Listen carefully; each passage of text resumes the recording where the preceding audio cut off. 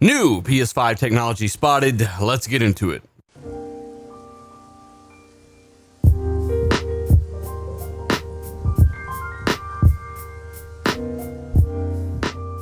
What is going on, guys? D-Layer back again with yet another video talking about PS5 and its magical new feature. Well, according to so many that were in my chat last podcast, this is something completely new that will blow your face off of your face. So I'm going to cover it because, hey, we got to explain to people what it is. And yes, while it will improve game visuals, it's mainly a performance-saving measure. Been getting a lot of DMs about this. A new patent was spotted by a Reddit user for the PlayStation 5, apparently, and we're going to go over that today. If you end up liking the video, hit the like button, show a buddy or two, subscribe, and more. Let's get into it. PlayStationUniverse.com. Sony patent suggests DLSS-like sampling technique could be used on PS5 games. Now, first and foremost, we got a lot of people running around calling this DLSS. This is not officially DLSS. I will explain what I think it is later on in the video. The article says, a new patent suggests that a technique similar to NVIDIA's DLSS sampling could be used on PS5 games to improve resolution of games with AI learning. This patent was actually discovered by a Reddit user, and it does say, this technique is an informational processing device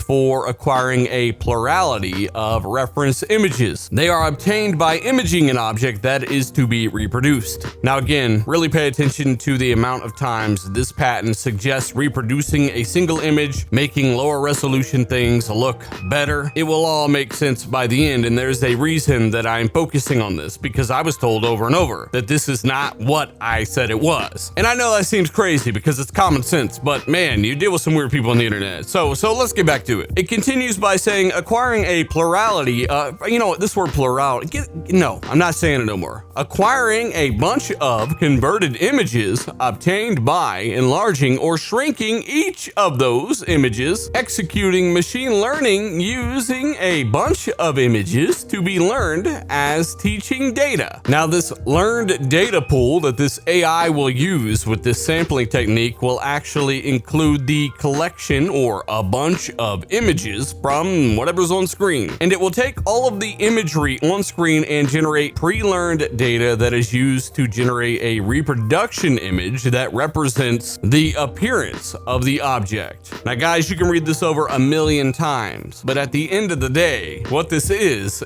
better checkerboarding. Yes, so yeah, better checkerboarding.